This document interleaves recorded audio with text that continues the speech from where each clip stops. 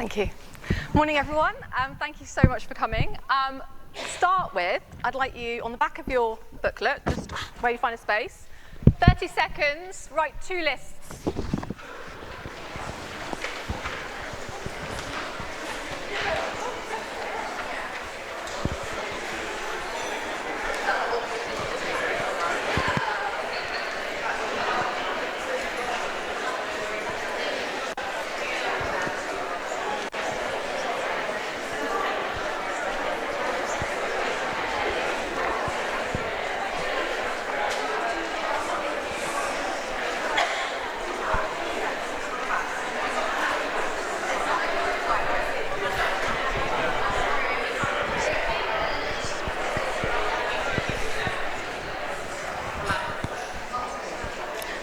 Okay, right. I had a little think and a little bit of research, and did you come up with any of these?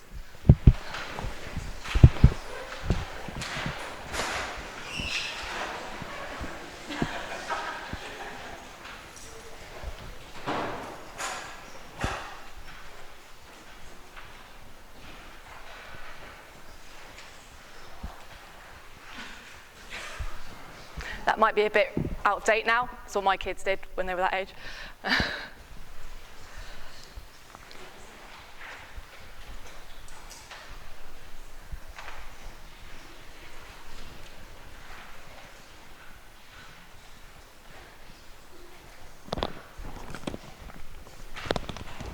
So, all of these behaviours are behaviours which potentially are hampering learning. I haven't listed some ones that aid learning, but yeah, did you get any of those on your list? I wonder. Hopefully 1 or 2. Well, actually, hopefully not 1 or 2, but if you, I suspect, yes.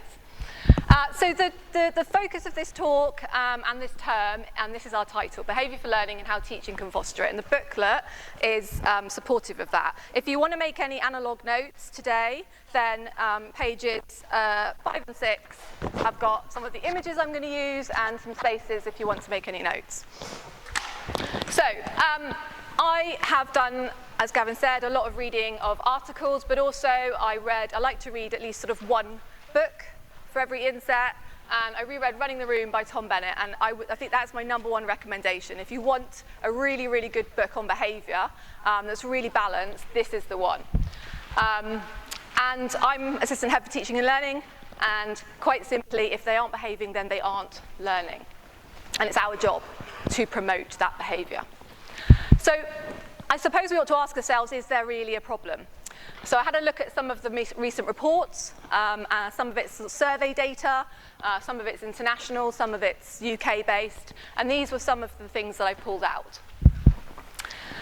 Now with this quote, I've highlighted in yellow just because actually there's other stuff here which is sort of beyond potentially the classroom teacher's remit, but I think certainly those disruptive, off-task, disrespectful behaviours are what we are responsible for.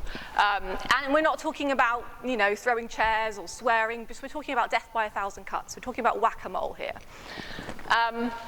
This is from a recent teacher TAP survey, which surveys teachers across England regularly. And about half of teachers thought the last lesson they taught had been disrupted. This is from a government report, last year's data, but they haven't done this year's one yet. 76% of teachers' misbehaviour stopped or interrupted their teaching in at least some of their lessons in the last week. This is the one I want to kind of really focus on. This is sort of looking at an average here, between 1 and 10 minutes of lesson time lost due to misbehaviour every half an hour of teaching. And that's quite significant. And then there's an average there that they sort of reported. So think about your lessons here at Clifton College, in your classroom. Is it happening? Lost learning time is our key focus here. Lost learning time is what we're trying to avoid at all costs. So I did a little illustration, a bit of maths. Sorry if you're a maths teacher. So I thought that took this sort of average here. I thought, right, okay, let's be wildly conservative and say that the situation here is so much better than that. Let's say that half of our lessons, and I've just done this illustration for the upper school because I'm more familiar with the timings. So let's just say half our lessons are disruptive, and let's say 5 minutes are lost every half an hour. That's 7.5 minutes a lesson. In the upper school, per teacher, that's 180 minutes. For all teachers in the upper school, that's 18,000 minutes, which is 305 hours of lost learning time, and that's wildly conservative. And you might say, well, it's only a couple of minutes here and it's only a couple of minutes there, but it all matters. Lessons are not that long. We need to maximize the learning time.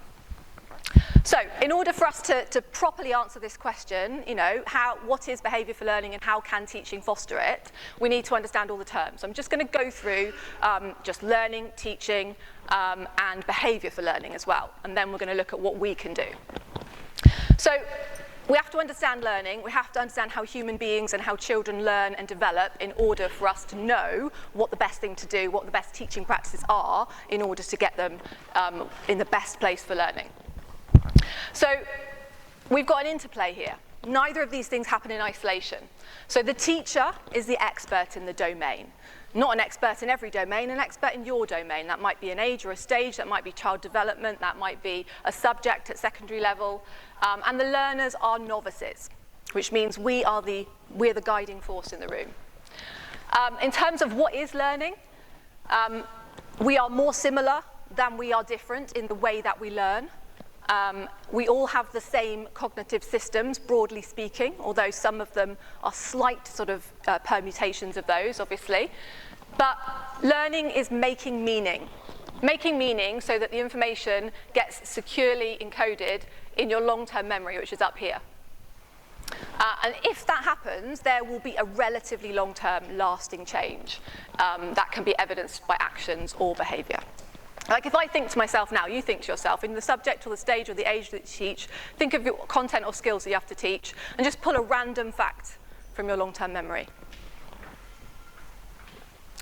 I pulled out the fact that the sinoatrial node controls the heartbeat. Why did I pull that fact out of all my biology? Where did it come from?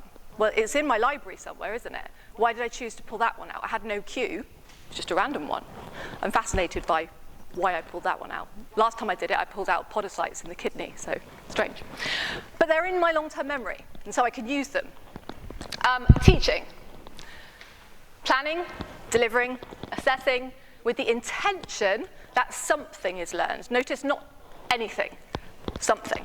Therefore, that's got to be decided in advance, and when you have an act of teaching, when you embody that, that embodies those intentions that are inside you. So let's go to that learning. So let's start at the outcome. Long-term memory. I'm calling this the library of learned information. And when I talk about information, I mean knowledge and skills. It's sort of, there's a continuum there. It's stored there. It's infinite, and it's modifiable, which is great. But imagine that it's been written in fading ink. So as soon as the writing goes in, it starts to fade. So that is our challenge with long-term memory. How do things get there in the first place? Well, they have to go through working memory. This is the most important part of learning, working memory. It's the engine. Thought is the fuel. Working memory is the engine. So that has to be turned on and running and have fuel in order for anything to ever get into long-term memory. Unfortunately, it's fixed. The capacity is fixed. It cannot be changed. There are techniques and strategies to help it, but you cannot change it. And it's easily overloaded. It's also transient. So if you're not intentional, things go out of it. So if we have to get stuff in here to get it into here, how do we get it into here? Then we go to our last cognitive system, which is attention. Now notice I've drawn some things coming in from the environment, but I've also drawn some things coming in from long-term memory. This is our cheat, because this bypasses the limitations of working memory. So if we get stuff in here, and attention draws it out, we bypass that limitation. This is always limited. We can't do anything about this, which is why this whole kids can just Google stuff doesn't work. It's got to be in here. So attention is the gateway. It can be directed, but it can also be grabbed. We want to avoid it being grabbed. We want to direct it, and we want to inform our students how to do that as well. So that's our sort of basic how learning happens. And that, like I said, children and adults are more similar than they are different in this system. And this yellow loop here is how we get over the fading ink problem. If we constantly bring things out and think with them in our engine, and they go back in again, we make some meaning, it goes back in stronger with some more links, we bring it out again, it goes back in stronger with some more links, we bring it out again. This is how we combat that fading ink. And every time we go over it, that ink fades less, or is likely to fade less. Unfortunately, if we don't do that yellow loop, we're going to end up with this red line here. It's literally just going to go down there. If we don't make meaning in the first place because we weren't thinking hard enough, it's never going to get in there. We're not going to even write it. And if we don't do this yellow cycle, it's going to end up being lost. And you'll have to reteach it all over again. So everybody's got to understand this. Your pupils need to understand this. Tell them about this. Talk about this. Make sure that learners and teachers understand this. And remember, it's not just the learning of one pupil, it's the learning of all the pupils in your class, which is why we have a few challenges, which I'm going to talk about later. So that's learning and teaching, because you can't really separate them. So in our title, we also have behaviour for learning. So let's have a look at behaviour for learning.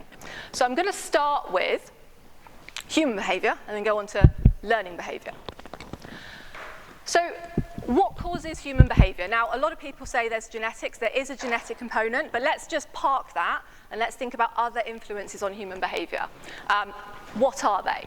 Well, the environment you find yourself in, your situation, that is people and things. Your emotions and the sensations you are feeling at the time. What happened to you in the past? What your beliefs and values are, what you sort of value most as a person, what you think about yourself and what you think about other people, what you expect to happen, and what you expect to do and what somebody else expects you to do. So let's give an example in a classroom. So why does the pupil call out in class? So I've put 4 reasons why they might be calling out. It could be any one of these. They might be frustrated, in which case it's their emotions that's driving that. They might do it because everybody else is, in which case that's their environment. They might do it because they know they're not going to be heard if they don't do it, and that's more to do with what they've experienced in the past and what they know is expected of them and what they now expect. Or they might do it because they don't believe there's anything wrong with it. They've never been told that actually that's not the best way for everyone to flourish. And so that would be their ethos. That's been ingrained into them that actually there's nothing wrong with this, so I'll just do it. So if I just take, let's choose they were actually frustrated. It was number 2. Now I've got to say to myself, well, why were they frustrated? And there could be loads of reasons for this, but I picked this one. Probably maybe because they don't understand something and they feel a bit kind of inadequate and unconfident. And then I have to ask myself why they don't understand. And then there's all these things here. And this is what guides my teaching. Maybe they don't have the knowledge. Maybe I didn't explain it properly. Maybe they weren't listening and their attention was diverted for any number of reasons. So this is sort of the process we should be going through as teachers when we're thinking about behaviour in classrooms. And remember, it's not just going to be one of these things. It's like it's a multifactorial thing. So we've got lots of things feeding in to what is happening with that behaviour.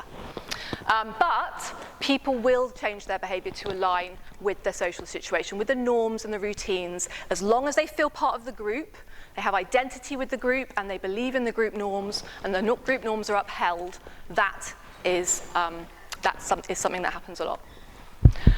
So, behaviour for learning. That was learning. Sorry, that was behaviour, human behaviour. Now, behaviour for learning. Slight nuance here. Unfortunately, the classroom is a wicked learning environment. I love that phrase. I've said it before. Wicked learning environments mean that learning is delayed. It's not immediate. So when you ride a bike, that's a kind learning environment when you're riding a bike. You push the brakes too hard, you go over the handlebars. Immediate feedback, yeah, that was what I did. Learning is wicked. It's not the same thing. You get delayed feedback, it's fuzzy, it's multifactorial, and this is one of our 4 challenges, which is why behaviour for learning has to be different. We're in non-routine situations. Humans did not evolve, the human brain did not evolve to be in a classroom situation. It's non-routine, and therefore these behaviours are not ones that are going to be acquired naturally. most of us are teaching biologically secondary information to them. Okay, so biologically primary information is the acquisition of speech, just what you acquire by sort of observing your environment around you, by trial and error. You're naturally evolved to do that. Most of us will be teaching biologically secondary information, if not all the time, some of the time. And secondly, it's not one-on-one tutoring. Okay, sometimes with some support sessions it might be, but in largely it's not one-on-one tutoring. It's not just one person's learning we have to think about. So this is why behaviour for learning is different. This was taken from the Cambridge University Education Brief. This is reproduced in different places in the same format. Learning behaviours are in the central triangle and all of the influences on them around the outside. And I've sort of highlighted in yellow a few of these influences that I think classroom teachers can really help with. We can help to uphold the school ethos. We can help our students develop a better relationship with themselves, understand a lot of things for this one have curriculum and cognition and thinking. So this is how learning happens, and their content and their social relationships as well. Obviously, around the outside, there's a lot of other stuff which we may or may not be in our remit, but obviously, immediately the yellow ones. So what can we do? We can have a shared ethos. We can help to contribute to our pupils' positive self-image. We can help them develop social skills and competencies. We can help them to understand how they learn, how humans learn, and their curriculum they need to be learning. And so we've got to define the learning behaviours. We have to specify them. We have to express them with indicators that are concrete. We have to positively express them, not negatively express them. I've got two examples here. So please use class conventions to ask for help or make a contribution is better than don't call out. Were those kind hands is better than don't hit him. So we're positively expressing the behaviours. If we're going to go with a disposition, obviously that's more abstract and fuzzy. You have to assign a specific behaviour so the pupil knows what to do. So this is the sort of background on learning behaviours in this wicked, non-routine environment where you're part of a group and you're learning biologically secondary information. So I've been working on this. This is not finalised, but obviously I just said we have to have a school culture, a school ethos regarding teaching and learning. And I think this encompasses everything we have been working on, everything we are going to work on, everything the literature says is important for successful learning. So I'll just take you through this really briefly. Round the outside, we have the goals of teaching and learning. And these are the goals. Everybody in your classroom is safe. Everybody is thriving all of the time. And the thriving encompasses learning, but also feeling confident, feeling they've achieved something, feeling that they know how to interact with their peers all the time. In the middle, we've got learning, how learning happens. We cannot have a teaching and learning priorities or core principles without how learning happens. So we have to, and this is for teachers and students, we have to direct their attention and we have to teach them how to allocate their attention and why it's important. Because if they don't do that, nothing gets into there. And that's their engine. Thought is their fuel, working memory is their engine. They've got to put the right stuff in there. The thing I think about the most when I teach is what are they thinking about? I think I must ask myself that 1,000 times a lesson because that's the most important thing to me.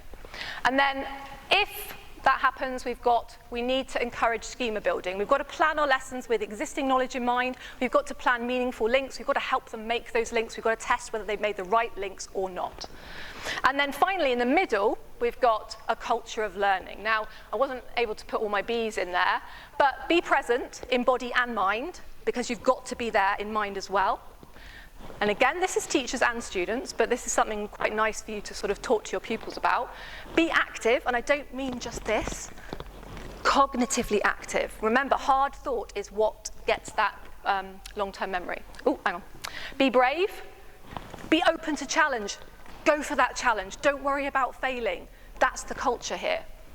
Be respectful to others. Again, no sneering, no sort of those eyes across the room with the hyper-competitive. All of those things, we need to be respectful and support others as well. So all of this, and again, I'd like all of us, if it'd be great to be using this, talking about this with our pupils this year, seeing how well this works to help direct those learning behaviours. Okay, so teaching. We've done behaviour for learning, we've done learning and teaching, so what can we do? So what are the elements of really effective teaching that's going to really foster all of this? Well, it's a mixture. We have to have a balance of proactive management and reactive management. You can't just have one. You've got to have a balance. And that balance might be different at the beginning of the year with a new class than it is at the end of the year. It might be slightly different with an older class and a younger class. So this is proactive. Creating an environment where students know how they are expected to behave in advance of them having to do so. They perfectly understand the behaviours you want from them and why they're important. Reactive is the response to the behaviour. So they understand if it was right, if it was helpful, or if it wasn't helpful. Now, a note on proactive. We've got to give them what they need, not what they want. Okay? We've got to give them what they need. What is needed in a wicked environment, in a group situation, with biologically secondary information in non-routine. We've got to give them what they need for everybody to be safe and everybody to flourish, not what they want. And that might be hard sometimes.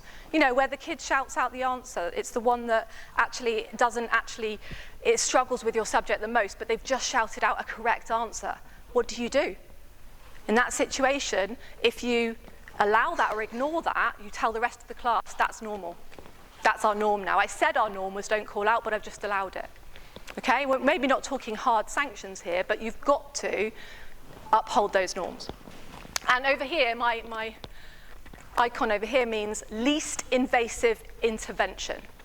Whatever you do when you react, and you must react, it's got to be the least invasive. So potentially non-verbal first, then sidled up with a quiet word second, then maybe writing it down, speaking to them afterwards third. What you don't want to do is address them in front of the whole class, because remember, every second counts. You divert them off track, you've got to get them back on track again.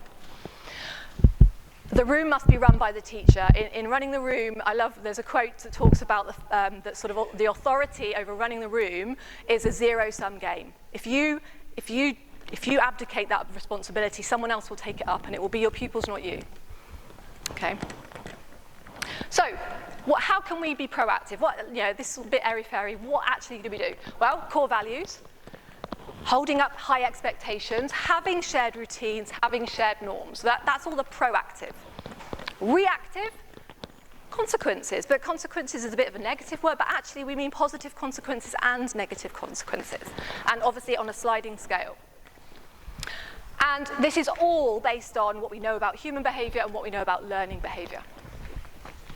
So, nearly there. Let's bring everything together now. We've talked about behaviour, we've talked about behaviour for learning, we've talked about learning, we know how it all happens. We've talked about some sort of core basic teaching practices. But we've got to be really careful that what we intend, we enact. Because if we don't enact, it will never be realised. It'll just be what we say and what we write down. We've got to enact it as well, and the pupils have got to enact it, otherwise it will never be realised. So, how are we going to do this? We must specify our desired actions or behaviours positively.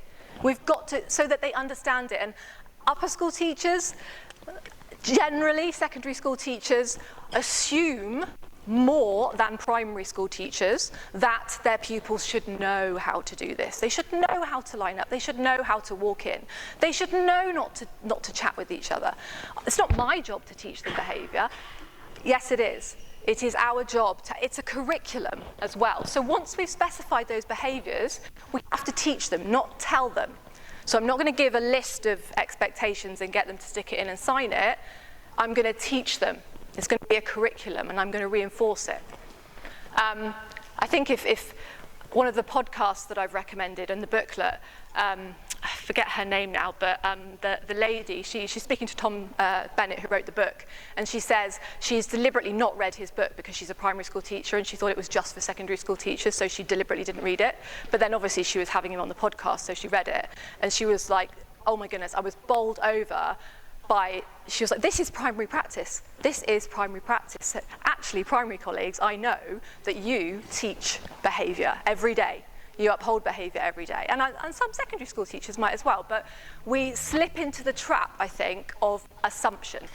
Let's not assume. Doesn't matter how old they are. Let's not assume. And then we've got to maintain and uphold it ourselves. So when I say maintain, that's obviously our proactive and reactive. When I say uphold, that's us. We have to uphold it. It's no good me saying I'm starting on the bell and then I'm not there on the bell. Obviously, 1 time out of 100, I might not be there on the bell. And then I will say, I'm really sorry I wasn't here on the bell. Because they need to know that I didn't live up to the expectations that time. You know, we're all human, but we have to uphold these as well. Otherwise, it will just be what we say. It will just be our intended. It won't be our realized. So this has to happen every day, every lesson.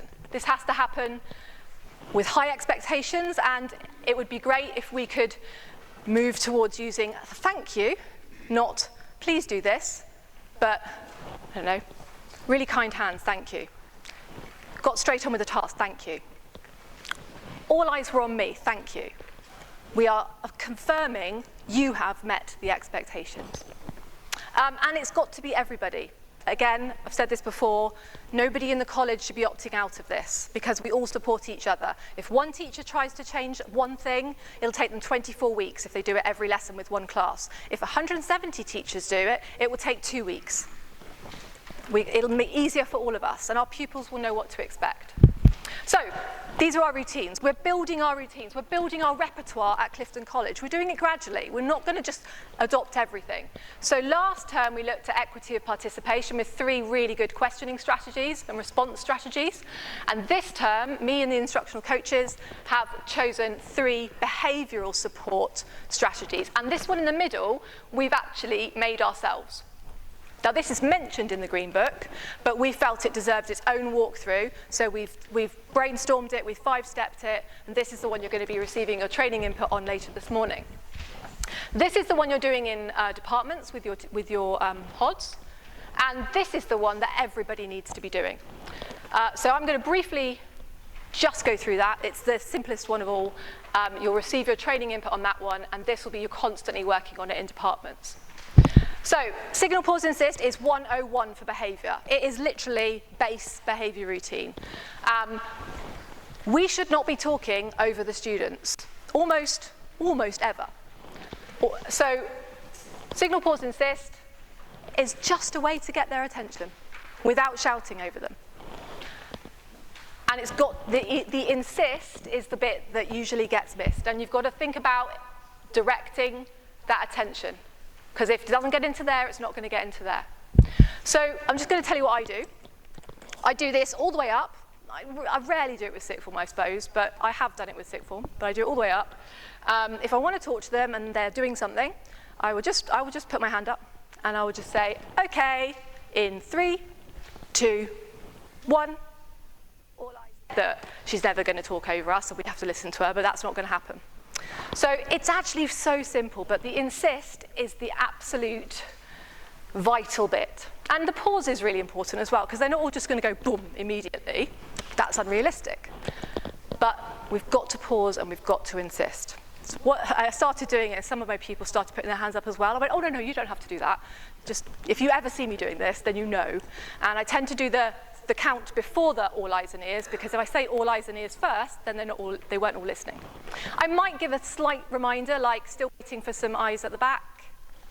Great, all eyes on the front row, but that would be more of a rarity. So this is everybody. I want everybody individually. If you don't already do this, and you do, let's see yourself slipping into that, oh, okay, I just listen.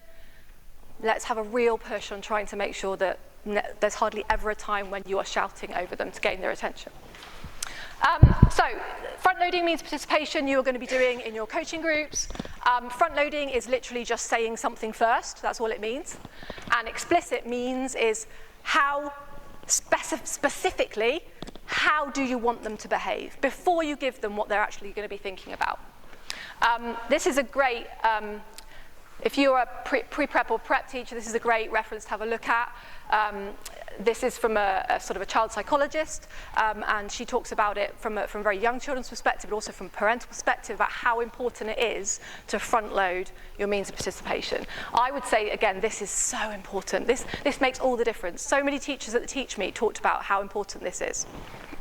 And then departments, you are hopefully already getting there with How do you want your pupils to wait? How do you want your pupils to enter? And what do you want them to do in the first 10 minutes of your lesson? Again, with those core principles in mind. Never forget the core principles. So simple, yeah? That's it. We've sorted it. I have just delivered INSET. You will have an instructional coaching session. That is termed teacher education. And it's going to be great. We're going to get increased pupil outcomes. No, we're not. Because in order to get increased pupil outcomes, you have to have a lasting change in teaching practices first, and for quite a long time as well. So this might not actually change for a very long time. Now, I know a lot of people don't sort of subscribe to the ethos of this particular school that I'm going to mention next. But if you want to think about a school that has taken norms and routines and expectations to probably the nth degree, and I'm not suggesting that we do the same as them, but they are in a place where they've seen changes in pupil outcomes. This is Michaela in London. So they have a very they have a very sort of high deprivation in their intake, high levels of SEN pupils, and their percentage A star at GCSE this year, and I can't remember the exact percentage, was something like 56%. So they've been doing this for a very long time. I'm not advocating all of their very strict regime. But again, if you want to strip everything back and go, well, let's see an example of something that does routines to the nth and ethos, they've got there. But we have a knowing-doing gap. So you've received your teacher education, but classrooms are so difficult. It's such a difficult environment. I've said this before, it's the most difficult environment in the world. It's so much stuff coming at you that actually it rarely leads to a change in teaching practice. And if it does, it only leads to a change in teaching practice for 1 week or 2 weeks, because then it's just too blooming hard and we just want to go back to what was just getting us through. We've got to push past that, because if we don't get a lasting change in teaching practices, we will never get a change in pupil outcomes. So we've got to get over the knowing-doing gap, and that is what all this intentionality is about. That's why we're asking you to have instructional coaching. That's why we're asking you to pair up with someone, to watch them, to have a little conversation, to write it down, to go to the Teach Meet. Because these are all ways we can have community support to get over that bridge.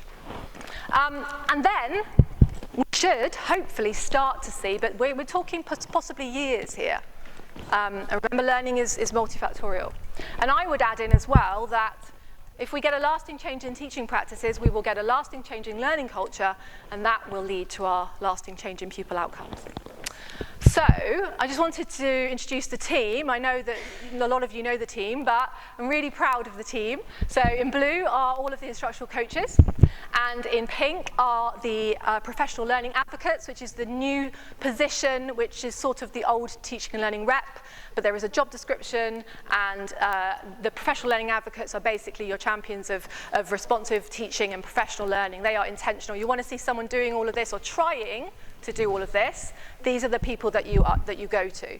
I'm not saying it's going to be perfect. You go to me, you'll see me trying, but you won't see it perfect. But you'll see me constantly reflecting, and I'm breathing and living what I preach. So thank you for your attention. That's been amazing. You are going to go to your groups now. I believe it's going to be for 17 or 16 minutes. Then there will be a break. Then you need to come back to your groups after break for the second instructional coaching session. The groups are at every exit. There should be a list up. And thank you very much.